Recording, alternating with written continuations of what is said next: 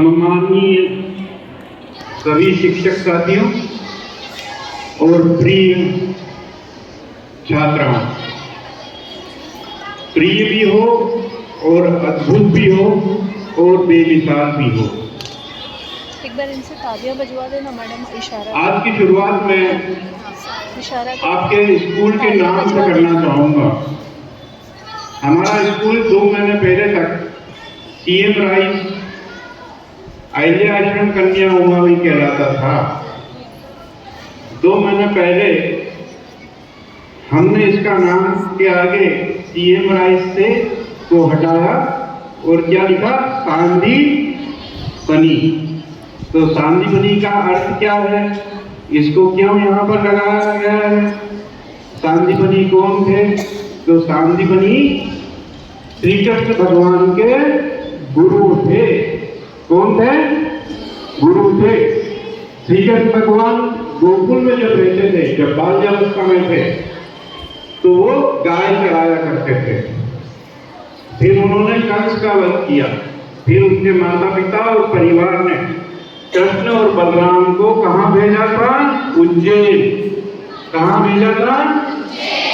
उज्जैन में कौन गुरु मिले उनको? सांदीपनी। कौन मिले गुरु उनको? वहां पर 64 दिन रहे वो सांदीपनी गुरु के पास और 64 कलाएं सीखी और उन कलाओं के बदौलत वे पूरे विश्व में अमर हो गए। हुए कि नहीं हुए? तो हमारा नाम, हमारे स्कूल का नाम, पवित्र नाम इसलिए रखा गया क्योंकि सांदीपनी एक महान गुरु हमारे पास में, हमारे संसार में या हमारे बीच में हुए हैं। ऐसे ही गुरु और शिष्य की यदि लिस्ट में आपके सामने बताऊं तो द्रोणाचार्य, अर्जुन, चाणक्य, चंद्रगुप्त, अरस्तु, सिकंदर, समर्थ रामदास, शिवाजी और रामकृष्ण परमहंस और स्वामी विवेकानंद को हम रख सकते हैं। मेरा आपसे यही कहना है आज के दिन कि आप अपने गुरु के प्रिय बनो।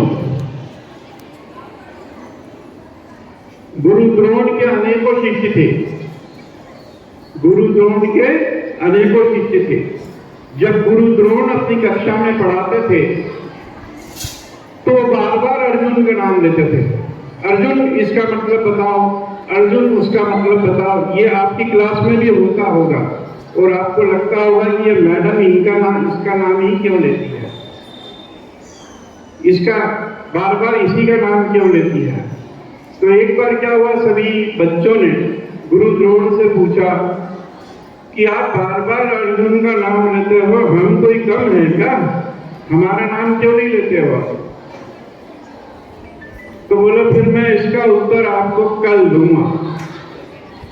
कल आता है, गुरु द्रोण वृक्ष के नीचे बैठे हैं और सारे पांडु पुत्र और सारे स्टूडेंट लाइन से उनके सामने बैठते हैं। गुरु द्रोण क्या करते हैं, एक मछली के चित्र को या मछली को बनाकर एक वृक्ष के ऊपर टांग देते हैं और बारी बारी से बच्चों को बुलाते हैं। सबसे पहले पांडुपुत्र अर्जुन को छोड़ के दूसरे को बुलाते हैं, वो नकुल को बुलाते हैं। बोले नकुल इधर आओ। नकुल आता है, मछली के ऊपर निशाना लगाओ। मछली के ऊपर वो निशाना लेके खड़ा होता है, चीज लेके। फिर गुरु द्रोण पूछते हैं तुमको क्या दिख रहा है? तो बोले मेरे को मछली भी दिख रही है, उसकी पूंछ भी दिख रही है। बोले ठीक, आप जाइए। उसके बाद में सहदेव को बुलाते हैं, उसको पूछते हैं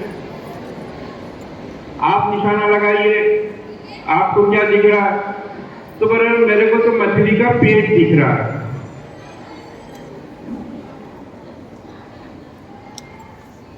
अगली बार वो दूसरे स्टूडेंट को बुलाते हैं, अपने बेटे को ही बुलाते हैं और बोलते हैं तेरे को क्या दिख रहा है बता।